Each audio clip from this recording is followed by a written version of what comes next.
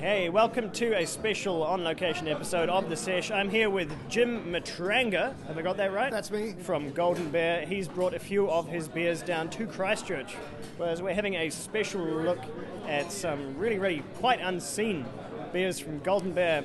All right, I really wanted to ask about a couple of the beers you've got there. First is the Fortress Pale.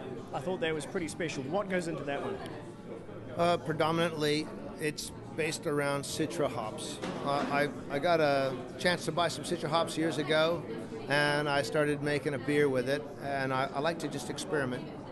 So I just dreamed up a recipe and started using it. When I started, it was a really big IPA, then it became kind of a medium, down in the mid-4 strength beer, and now I think it's around 5.7. That's pretty much the whole thing. It's USO5 yeast, and it's a very simple beer, but what I find is people really like it, so I kept making it. It's got that big aroma. I try to make it balanced, nothing too out there. I think it's simple, but it has a tremendous clarity to the flavors. So that it doesn't lose anything by being a simple beer. And now that you say it's got Citra in it, I know exactly why I like it. I think Citra is, for the last 2 years, it's been my favorite hop for lighter beers. What do you think about it as a hop? Well, I only use it in the one beer. I try to make beers centered around one hop. Like I've got a few different ones that they're all experiments. But yeah, the Citra seems to be everybody's favorite currently. Maybe it's even going down the road a little bit, but I don't really know what to say about it because it's such a simple beer. But saying that, I try to keep all the beer recipes simple. I don't go crazy with mash schedules.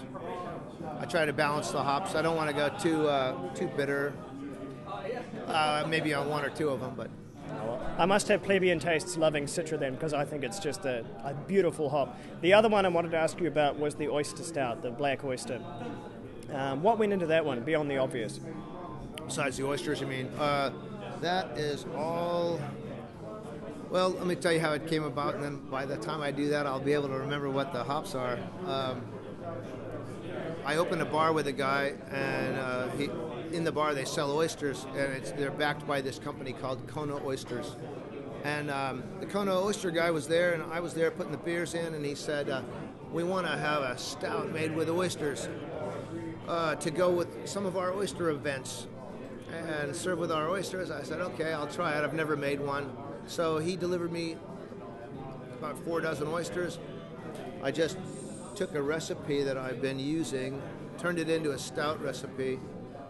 It's still pretty much a porter recipe. It's just a little darker.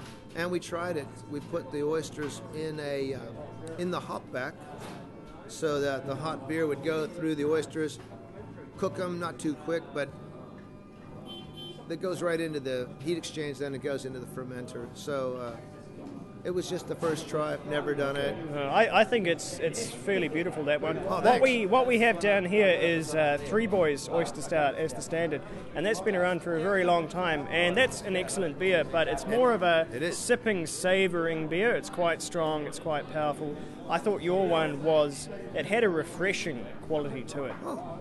Where you could it was very interesting, quite complex, and still had that salty tang, but I felt I could drink quite a lot more of it because it just had that crispness. A lot of people don't get the oysters. I get that salty finish. It tastes like the mineral flavor of the shell.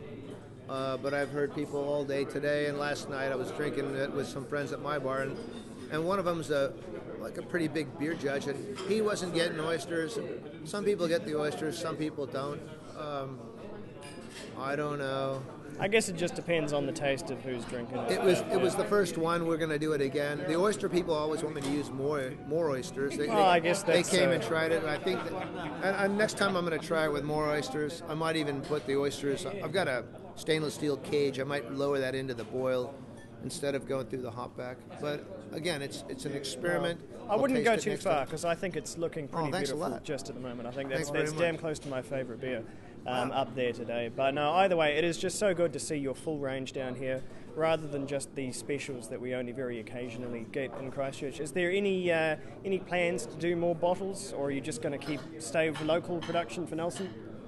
Well, we're right in the middle of this big expansion of our venue, but our venue is really based around music shows and food, and it's right on the water in Mapua, up by Nelson.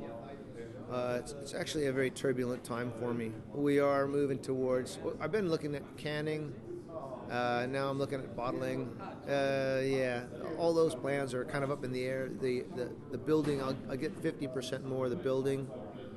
I'm getting a lot of flack because I had to kick out the ice cream parlor next door, but I let them stay in there an extra 3 years, and they still didn't want to go outside. You can get ice cream anywhere, you know? Yeah. Oh, tell them that. Put that in the Nelson mail. But yeah, the people around me want me to bottle and get bigger distribution. So it may go that way. It's just there's a lot of stuff to think about. Yeah. I also believe in keeping things small.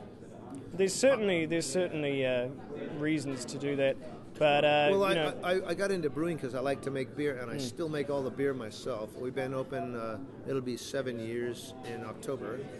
We don't go offshore. We rarely bottle. I can bottle. You know, I think the last bottling was about 2,000 bottles.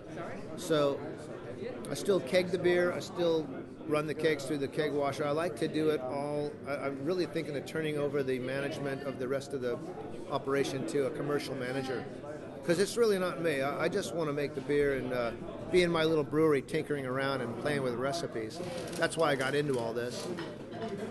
I'm from Los Angeles, and I tried to get out of the big smoke and get out of running a company, because after a while you just become a manager. Yeah, it always catches back up with you, doesn't it? Yeah, well, there's pressures to do that, but I like what's going on now. It'll grow. It's been growing a little bit, little by little. Oh, well, I'll say we'd love to see your beer down in Christchurch, but if we have to go to Nelson to get it, that's not a problem. All right. Well, I'll try to get more of it down here. You never know. I think cans are a good idea. Cans are kind of. I like cans. I'm looking at they take off more. You know, it's a counter pressure can filler. I'm looking at that now. I just want to.